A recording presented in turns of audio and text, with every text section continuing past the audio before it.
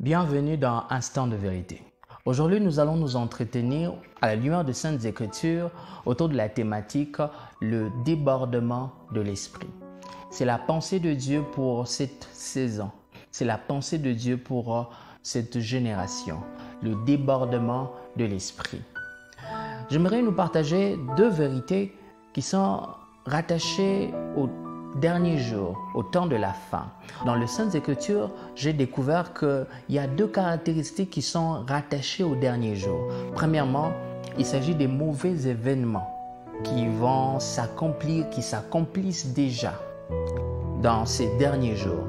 Et vous trouverez cela dans Matthieu 24 ainsi que 2 Timothée, le 3e chapitre.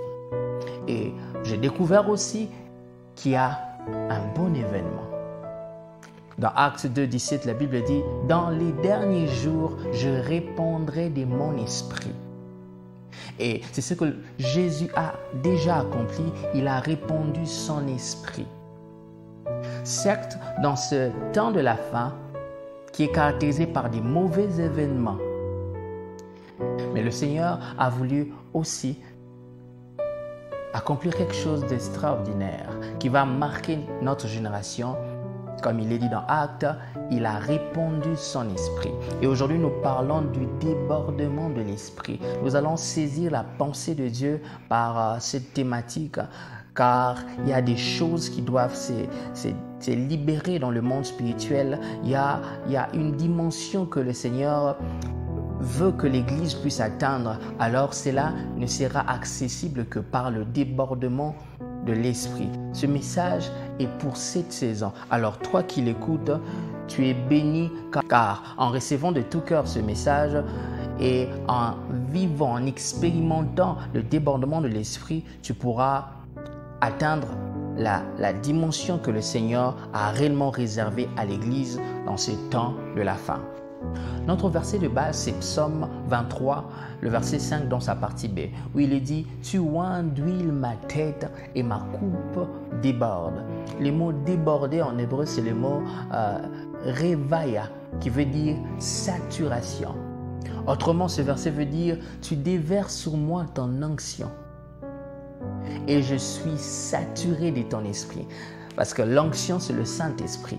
Voilà ce que ce verset veut dire. Il parle de la saturation de l'esprit.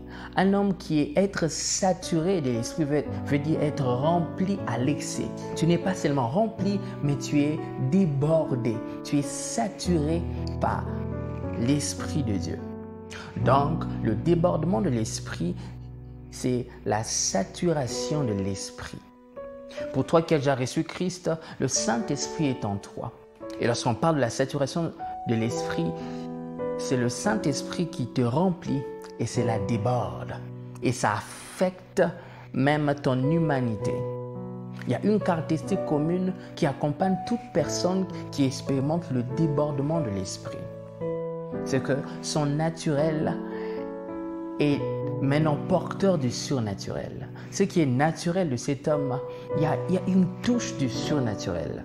Voici les exemples bibliques des hommes qui ont expérimenté le débordement de l'esprit. Lorsque nous prenons dans Actes 19, le verset 11 à 12, la Bible dit que le Seigneur accomplissait des miracles extraordinaires par la main de Paul, au point où les linges, les mouchoirs ayant touché le corps de Paul, lorsqu'on appliquait sur les personnes, les esprits malins quittaient le corps, les maladies sortaient.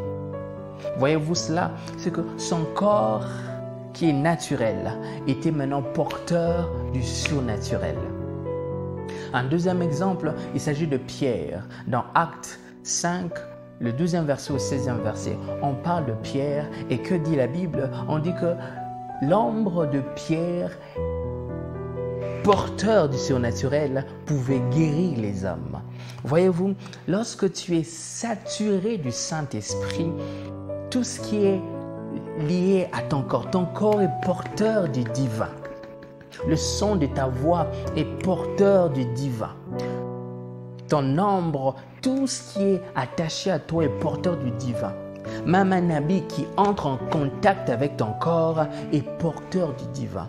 Lorsque nous allons dans le livre d'Exode, la Bible dit que Moïse passa 40 jours dans la présence de l'Éternel. Et que dit la Bible? La gloire de Dieu avait affecté son corps. Et lorsqu'il descendait, ses tempes brillaient. Voyez-vous, la saturation de l'esprit fait que notre corps, tout ce qui est naturel, est maintenant porteur du surnaturel. Église de Dieu, en cette saison, la pensée de Dieu pour nous, ce que nous puissions désirer, être saturés de l'Esprit de Dieu, d'être saturés par l'Esprit de Dieu. Le Seigneur a quelques objectifs à atteindre lorsqu'il nous envoie cette pensée parlant du débordement de l'Esprit. Premièrement, le Seigneur aimerait restaurer son Église afin que les messagers fassent un avec leur message. Car nous avons constaté dans l'Église qu'il n'y avait plus ce lien entre le messager et son message. Vous parlez de la puissance de Dieu, mais nous ne démontrons pas la puissance de Dieu. Mais c'est le temps, par le débordement de l'Esprit, que s'élève une génération des serviteurs de Dieu qui parlent de la puissance de Dieu, mais aussi qui démontrent la puissance de Dieu. Un peu ce que Paul dit, ma parole, ma prédication ne repose pas sur des paroles persuasives de la sagesse, mais aussi par la démonstration d'esprit et puissance, qui veut dire par la démonstration, par des révélations et par la manifestation de la puissance de Dieu. Voilà, en envoyant ces termes, le Seigneur veut restaurer son Église afin que nous rentrons dans cette authenticité.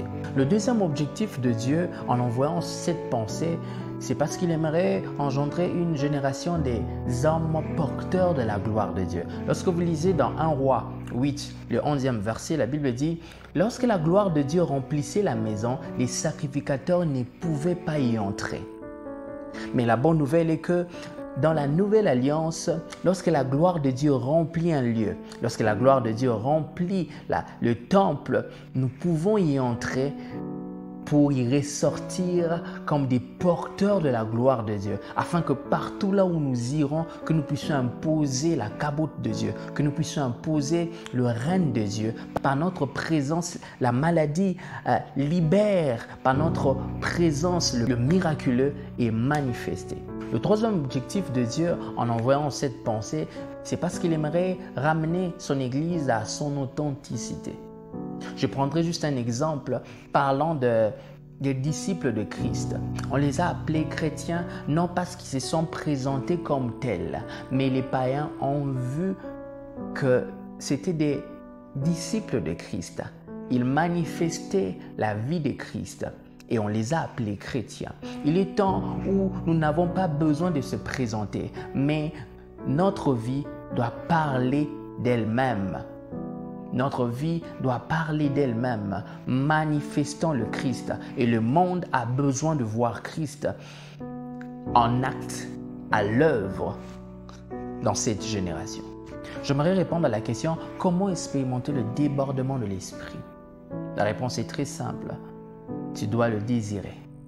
Car Jésus a dit, c'est lui qui a soif, qui vienne et qu'il boive.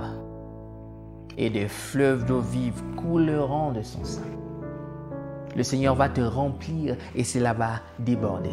Et il fera de toi une source de bénédiction pour le monde. Mais il est aussi très important de noter ceci. Comment conserver le débordement de l'esprit? En fait, je dirais, le débordement de l'esprit est la conséquence de l'intimité constante avec Dieu. Et l'intimité constante avec Dieu te permet d'expérimenter le débordement de l'esprit et te permet aussi de conserver ce débordement de l'esprit. Car le Seigneur veut qu'on soit rempli, qu'on soit saturé de son esprit dans cette génération, afin de révéler Christ à l'œuvre dans ce temps de la fin. Après tous ces discours, c'est maintenant le temps de l'expérimentation.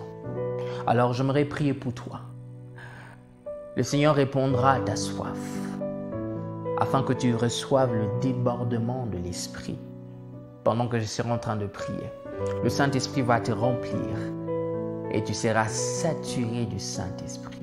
Oh Père, je te rends grâce. Merci pour ce message. Merci pour ce message de la saison, oh Dieu. Merci pour ce message, oh Dieu, car tu veux déverser ton esprit, ô Père, dans l'Église, afin qu'on soit rempli, qu'on soit débordé, saturé de ton esprit, car tu veux te révéler au monde comme jamais vu auparavant. Seigneur, nous préparons à ces grands réveils qui va se manifester. Père, je prie pour ton peuple. Après avoir entendu ce message, ils ont besoin d'expérimenter, au Père, le débordement de l'Esprit, afin que, comme nous l'avons lu au Seigneur, que nous soyons accompagnés du surnaturel, que le surnaturel devienne notre naturel. Oui, Père, accomplis-le dans la vie de ton peuple. Seigneur, remplis ton peuple, remplis, libère, oui, déverse ton esprit, qu'il reçoive, au Père, qu'il soit saturé, oui, saturé de ton esprit. Oui, merci Père de le faire au nom de Jésus-Christ. Oh, labata zebo shalabhalakita, alabada vebo shelebeloba. Merci pour ton esprit. Merci de nous saturer de ton esprit. Merci car cela abonde. Merci car tu déverses. Oh, labata.